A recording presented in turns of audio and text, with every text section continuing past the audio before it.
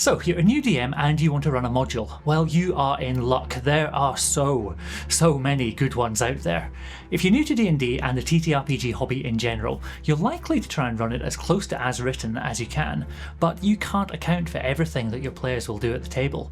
That might get you into some tricky situations and some plot dead ends. Let's look at how we can use these official adventures in a smart way, and with minimal extra work, break them apart and then remake them to suit us and our players, while still using every page of these pre-written modules. My name's Rich, and this is Renegade Rolls.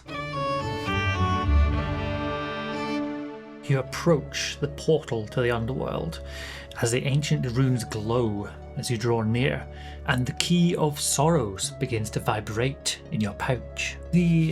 What? The Key of Sorrows? You got it from the secret room in the crypt of the Sable Temple? We never found a secret room there. It says here that's the only way in to the underworld.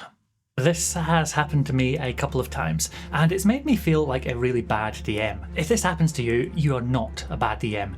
You're in good company, as I and so many other DMs have fallen into the trap of trying to follow modules to the letter, and realising only too late that the party don't have a key piece of information or a MacGuffin to advance them on their adventure. Experienced DMs, please do share in the comments some of your stories. Don't be shy, as I have a feeling it's happened to almost everyone. Having said that, out of all the full-length D&D 5e modules, The Wild Beyond the Witchlight is the one I'd most recommend new DMs look into. It's possible to successfully resolve every encounter in multiple ways, all without combat, and all three routes remain open to the party throughout. If they find one location too difficult and choose to go back another way, they can always come back later. Also, it's written by Patrick Rothfuss. We love you, Patrick. Please take all the time you need. In the earlier example, DM Rich got himself into a predicament by assuming that player Rich had the magic item which was the only way of getting into the underworld. The wrong assumption about the magic item wasn't actually the big mistake. The big mistake was that possession of the magic item was the only way for the story to progress. It became an impassable barrier, which there was no way around, and DM Rich's made-up book didn't have an answer for that. If you find yourself in that situation, I've got some solutions for you, which will avoid that shuddering halt to proceedings. In order of least satisfying to most satisfying, they are somehow you mysteriously find a strange key in your pouch. It's vibrating mysteriously. Yeah, that sucks. But at least the story would progress. If I had absolutely no option but to do this, I would also say, yeah, sorry folks, I messed up. Are you okay with a retcon here?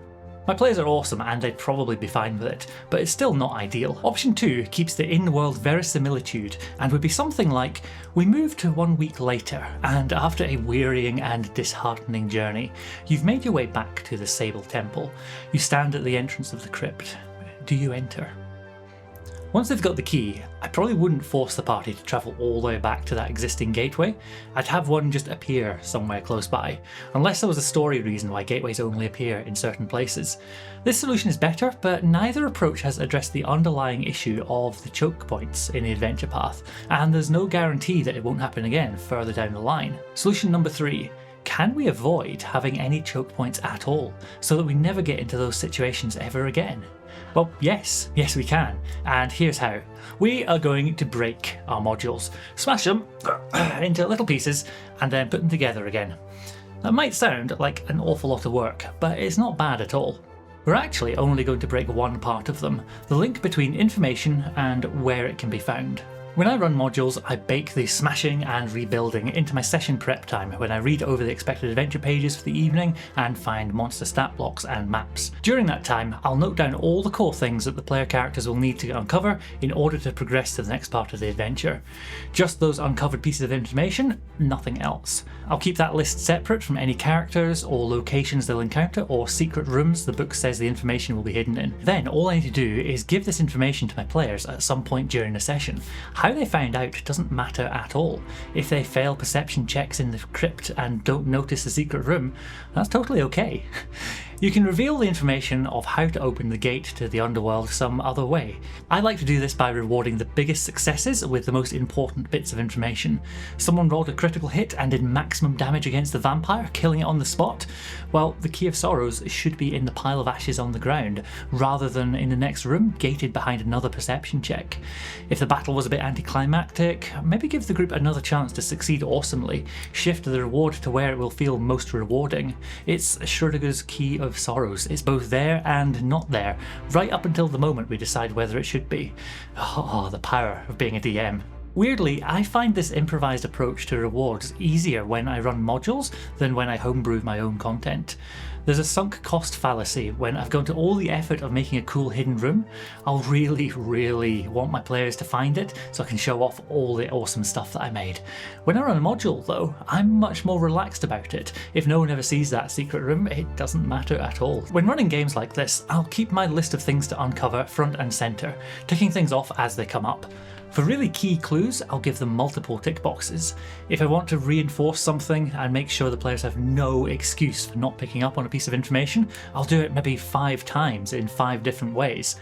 Say there are skeletons on the march to the north, and my players need to know this before venturing that way. I'll have my tick boxes standing by and look for ways of conveying that fact, ideally over the course of multiple sessions. For the more experienced DMs among you, you might recognise these techniques as a bit of a mashing together of secrets and clues from Mike Shea in The Return of Lazy Dungeon Master, and the 3 clue rule by Jason Alexander of the Alexandrian.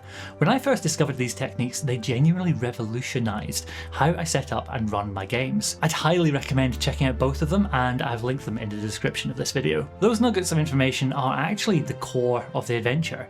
It's what makes the campaign tick. All of your epic locations and adorable NPCs are cool, but they're just the delivery mechanism for getting the party from A to B. With your new free floating information, you'll quickly see all of the connections between them. You could change any of them to be anything you like. If you think your group would enjoy finding clues to progress the story through political intrigue, add some.